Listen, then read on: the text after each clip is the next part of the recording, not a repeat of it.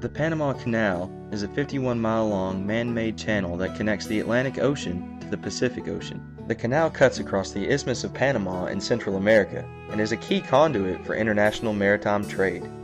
Today, with modern advancements, the Panama Canal can support over 13,000 ocean-going transits a year. When work began on the canal in the late 1800s, it marked the beginning of one of the largest and most difficult engineering projects ever.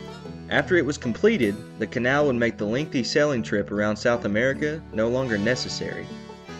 In 1903, President Theodore Roosevelt commissioned an engineering panel to study the potential of building the canal.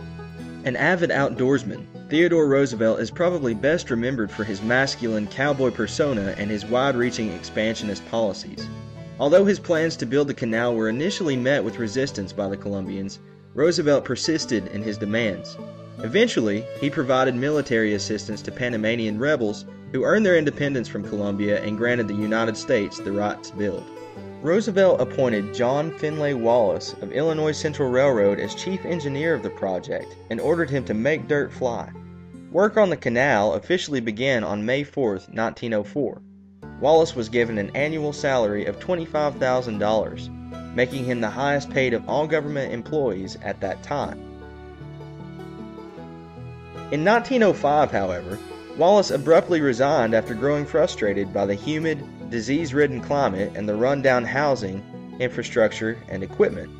His replacement, John Frank Stevens, worked to rebuild the houses and water systems that were needed by the thousands of incoming workers. He also rebuilt and upgraded the Panama Railway to ensure the project could continue to its completion. After many years of dangerous, grueling effort and the deaths of about 5,600 workers, the canal was finally finished in 1914. The canal allowed the United States to become more integrated with the global economy and would later be instrumental to our military efforts during the First and Second World Wars.